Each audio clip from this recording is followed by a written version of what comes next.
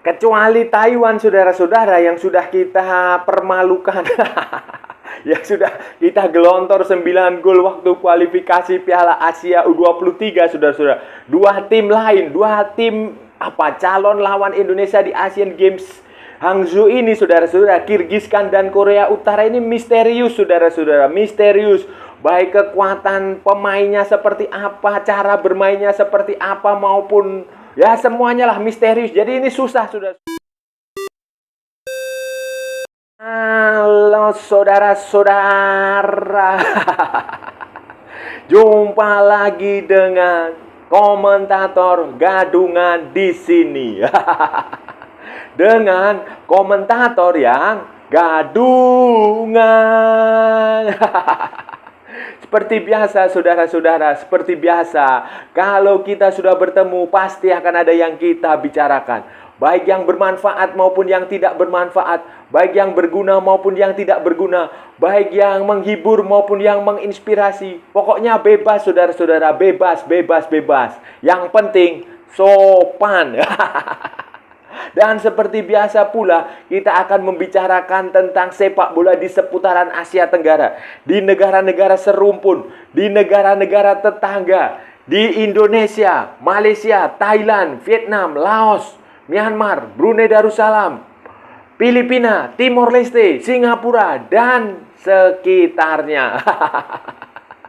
Untuk edisi kali ini, saudara-saudara, untuk edisi kali ini kita akan bicara tentang kita akan menebak-menebak, menganalisis kira-kira starting line up, kira-kira tim nasional Indonesia yang akan tampil di Asian Games Hangzhou ini akan bermain seperti apa. Kita akan mencoba mengulik-ngulik lah, menebak, memperkirakan kira-kira siapa-siapa saja yang akan bermain dan bagaimana kekuatan lawan yang akan dihadapi oleh tim asuhan Indra Syafri nanti, saudara-saudara. Karena ini Asian Games ini Indonesia tampil dengan pemain yang berbeda, sama mayoritas kombinasi lah. Ada yang tampil di kualifikasi Piala Asia U23, ada yang tampil di Piala AFF U23, ada yang tampil di SEA Games 2023, ada yang pokoknya dicampur dengan tim yang relatif lebih baru, dengan relatif variasi lah. Sementara lawan juga ada yang pernah kita jumpai, ada yang tidak sama sekali kita kenal. Nah, ini akan seperti apa, saudara-saudara? Ini akan kita bahas, akan kita ulas, akan kita prediksi, akan kita bedah, akan kita analisis di edisi kali ini, saudara-saudara. Saudara-saudara, jadi begini, saudara-saudara. Tim nasional Indonesia yang tampil di Asian Games Hangzhou ini akan memulai pertandingan pada hari Selasa. Selasa sore kayaknya, sore menjelang malam lah. Tanggal 19 September 2023 di Hangzhou sana. Pertandingan pertama di grup F menghadapi Kirgistan. Kirgistan adalah tim dari Asia Tengah. Tim bekas bekas Uni Soviet. Tim sempalan Uni Soviet ya, tetangganya Uzbekistan, tetangganya Kazakhstan, tetangganya Turkmenistan, tetangganya mana lagi ya? Tajikistan. Begitulah tan seperti itu. Mereka adalah tim dari Asia Tengah yang tentu saja pengaruh sepak bolanya banyak dari Rusia, banyak dari Uni Soviet. Kemudian di pertandingan kedua, tanggal 21 September 2023, saudara-saudara, Indonesia akan menghadapi Taiwan. Taiwan alias Cina Taipei. Sama aja, Taiwan atau Cina Taipei itu sama aja sebenarnya.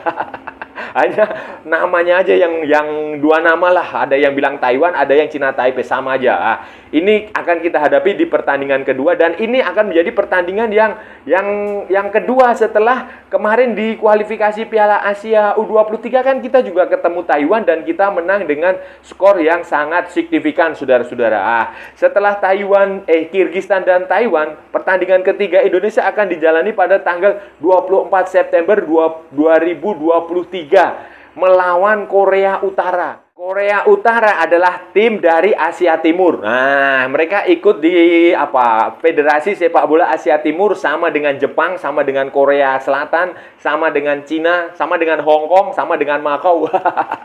Tetapi Korea Utara tidak sekuat Korea Selatan atau Jepang atau Cina. Hanya saja mereka memang misterius, susah diprediksi karena kita tahu bersama negaranya tertutup dan sangat jarang informasi dari dalam yang tersebar keluar ke dunia internasional termasuk ke Indonesia. Menariknya saudara-saudara, semua pertandingan Indonesia di Asian Games ini akan ditayangkan secara langsung oleh RCTI OK.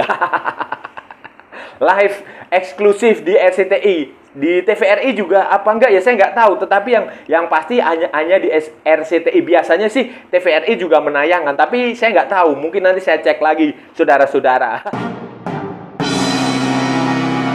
Tapi Asian Games Hangzhou ini, saudara-saudara, Indra Syafri sebagai pelatih sudah mengumumkan daftar pemain yang akan dibawa, yang akan tampil pada pertandingan di Asian Games ini. Nah, sebenarnya ada beberapa pemain senior yang dipanggil, tetapi karena terhalang izin, akhirnya hanya ada satu pemain senior yang bisa dibawa ke Hangzhou ini. Dia adalah Andi Setio Nugroho, backnya Persikabo 1973.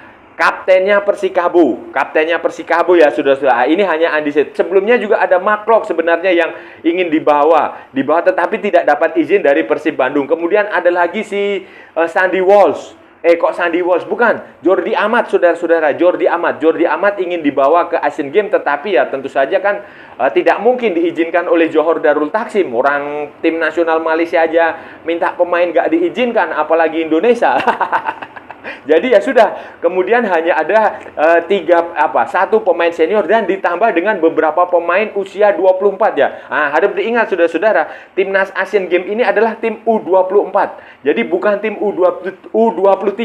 Kalau tim U24 berarti pemain-pemain seperti Irianto, kemudian seperti Egy Maulana Fikri itu masih bisa bermain dan tidak dianggap sebagai pemain senior. Asnawi sebenarnya juga bisa main di sini, tetapi kan Asnawi nggak mungkin karena nggak dapat izin. Jadilah ini seperti sekarang ini, skuad yang dipanggil adalah pemain-pemain yang mayoritas itu main di SEA Games.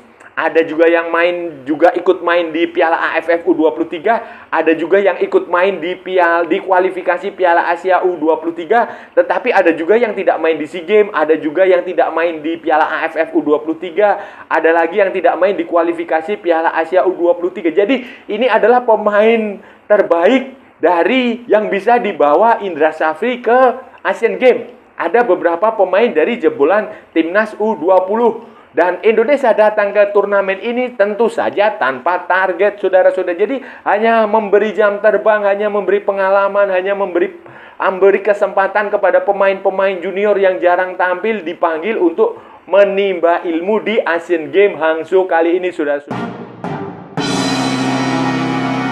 Adalah saudara-saudara, bagaimana nanti Indra Syafri akan bermain. Nah, taktiknya seperti apa, formasinya seperti apa, starting line up-nya macam mana lah, kira-kira seperti itu yang menjadi pertanyaan banyak orang, banyak pendukung Indonesia, banyak supporter, banyak fans timnas Indonesia. Kemungkinan saudara-saudara ya, berdasarkan pengalaman, berdasarkan karakter, berdasarkan ciri filosofi yang dimiliki Indra Syafri, gaya permainan, formasi, taktikalnya itu gak akan jauh berbeda dengan timnas SEA Games yang waktu dapat medali emas di Kamboja, atau timnas U19 atau timnas U22 dulu. Pokoknya timnya Indra Syafri itu mainnya begitu saja, tidak akan ada banyak perubahan. Formasinya saudara-saudara itu akan tetap 4-3-3. Itu sudah pastilah, saya berani bertaruh. Indra Syafri tidak akan seperti Sintayong yang berani mengubah formasi menjadi 4-4-2, 3-5-2, 3-4-3, 4-2-3-1. Tidak mungkin, tidak, susah. Sangat jarang membayangkan Indra Syafri melakukan itu. Kemungkinan tetap 4-3-3. Ya paling sedikit meleset-meleset akan berubah menjadi 4-2-3-1. Dan cara mainnya juga akan pendek-pendek panjang. Panjang-panjang pendek. Seperti itu. Kemampuan teknik individual meliuk-liuk dari kanan, dari kedua sayap, dari kanan ke kiri itu tetap akan menjadi andalan Indra Syafri. Baik penyerang sayapnya maupun back sayapnya itu akan menjadi sudah khas. Kemudian sesekali akan memberikan tropas-tropas, umpan-umpan terobosan yang membelah lapangan.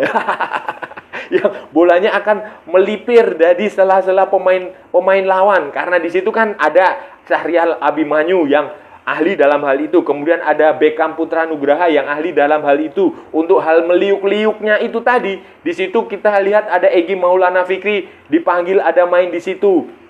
Kemudian si siapa lagi ya?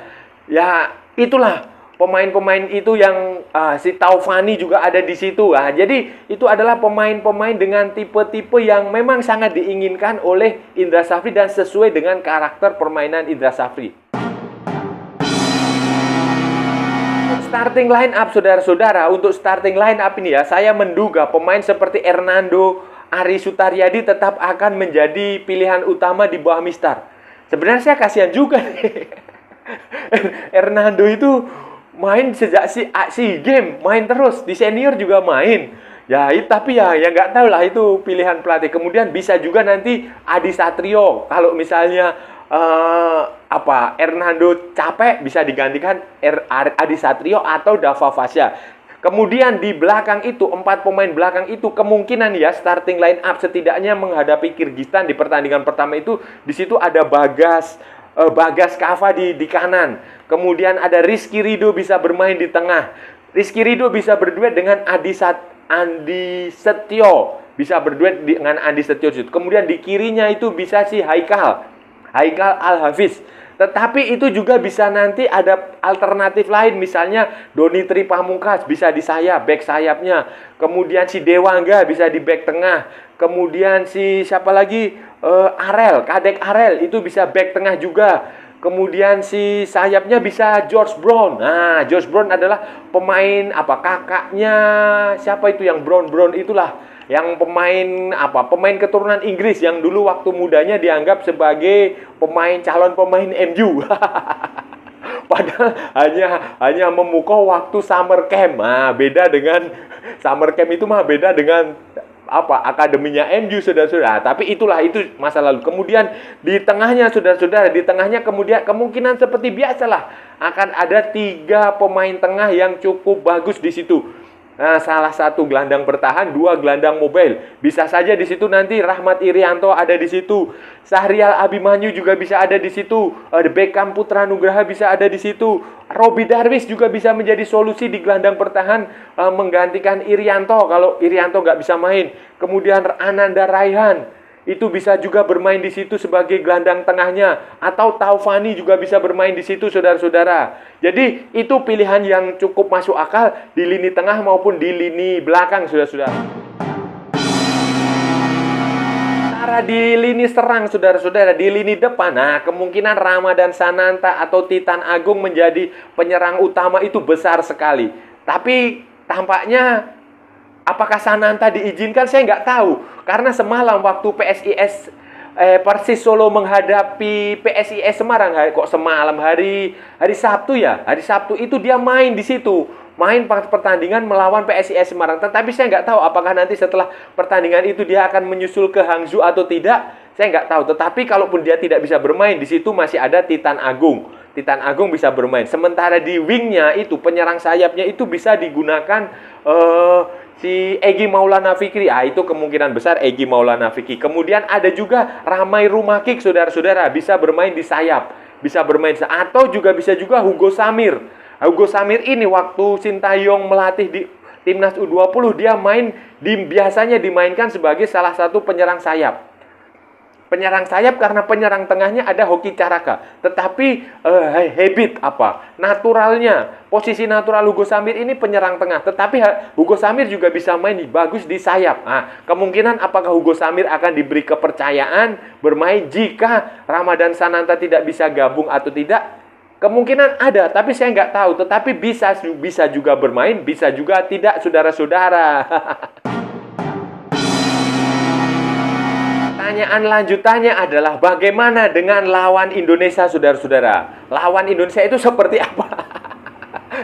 Ya, seperti yang sudah saya bilang di awal-awal, ini misterius. Lawan Indonesia ini, 2 lawan Indonesia ini misterius. Kita ambil contoh Kirgistan ya. Kirgistan itu juga sampai sekarang kita belum bisa tahu pemainnya seperti apa. Yang bisa kita tahu hanya pelatihnya itu si Mirlan Esenov. Mirlan Esenov itu pelatih timnas U23 mereka. Kemudian Kirgistan ini juga bukan tim yang besar di Asia Tengah seperti Uzbekistan, saudara-saudara. Beda sekali, beda sekali. Bahkan mungkin lebih bagus Turkmenistan dibandingkan Kirgistan.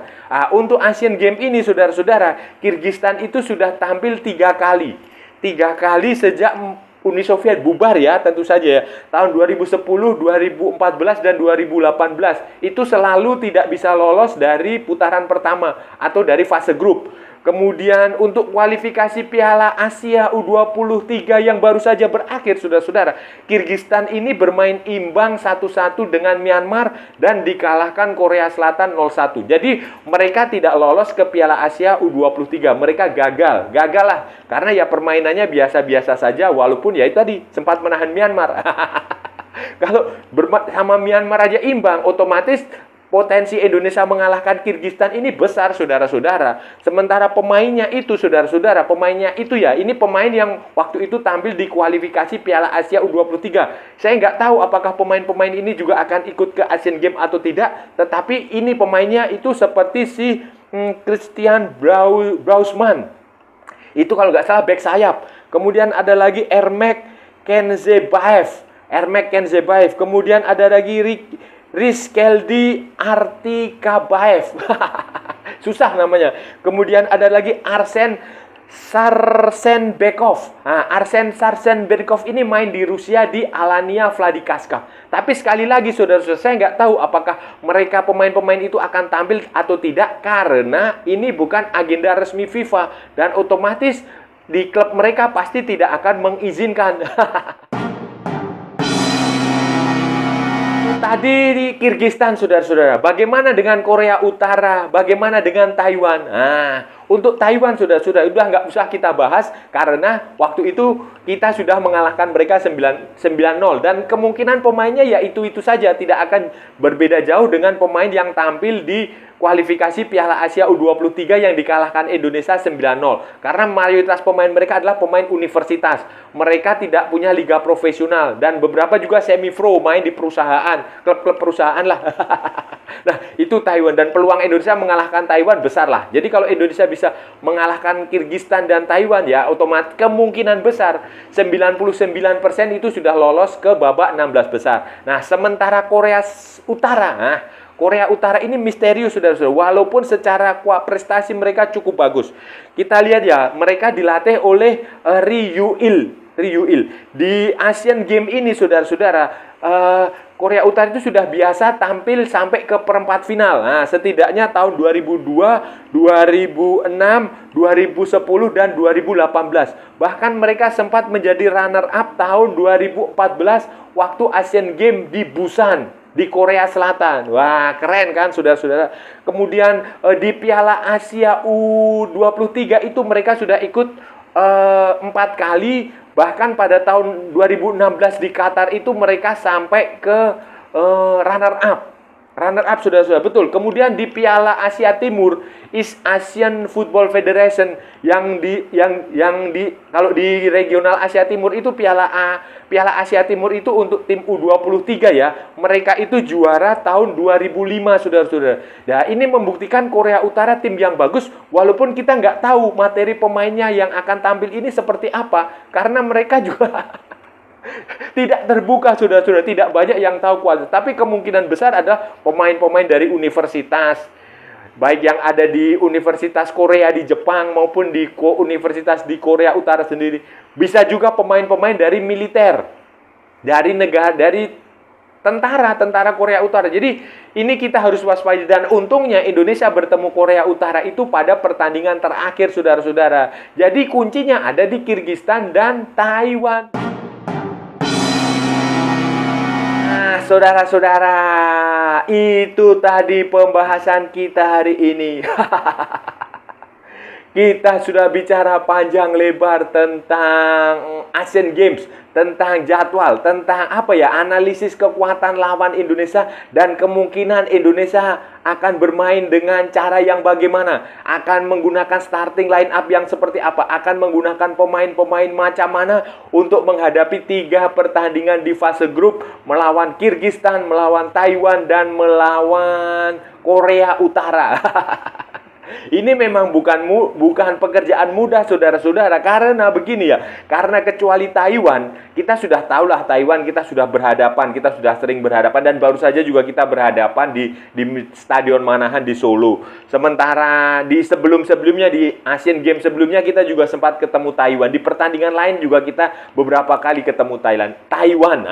Sementara Korea Utara dan Kirgistan ini relatif misterius. Tentu saja ini akan menyulitkan bukan hanya buat komentator gadungan untuk menganalisis, melainkan juga tim pelatih. Tim pelatih Indonesia, Indra Safri dan kawan-kawan untuk menganalisis. Tetapi kan kuncinya ada pada pertandingan melawan Taiwan dan Kirgistan. Kalau kita bisa menang di dua pertandingan itu, nanti melawan Korea Utara di pertandingan terakhir kita akan relatif lebih santai. Walaupun misterius juga, kita nggak tahu siapa pemain mereka. Dan kita harus optimis, saudara-saudara. Dan saya rasa sudah cukup ya, saudara-saudara, pembahasan kita hari ini. Saya sudah bicara panjang lebar sampai mulut saya berbusa-busa, sampai lidah saya mengering. Kalau ada salah-salah ya mohon maaf, saudara-saudara. Namanya juga gadungan. Tetapi kalau benar, saudara-saudara, berarti sebuah kebenaran. Kalau saudara-saudara merasa channel ini bermanfaat, berguna, menghibur, menginspirasi, silahkan like, share, and subscribe. Tapi kalau tidak, saudara-saudara, abaikan saja. Skip, jangan ditonton. Tetapi jangan juga di-report. Kasihan saya, saudara-saudara. Ikuti pula akun media sosial komentator gadungan, ada di Instagram, ada di Facebook, ada di TikTok. Oke, saudara-saudara, sampai bertemu lagi di edisi-edisi berikutnya dengan tema-tema yang jauh lebih tidak bermanfaat, dengan tema-tema yang jauh lebih tidak berguna, dengan tema-tema yang jauh lebih membosankan. Oke, saudara-saudara, salam olahraga dan merdeka.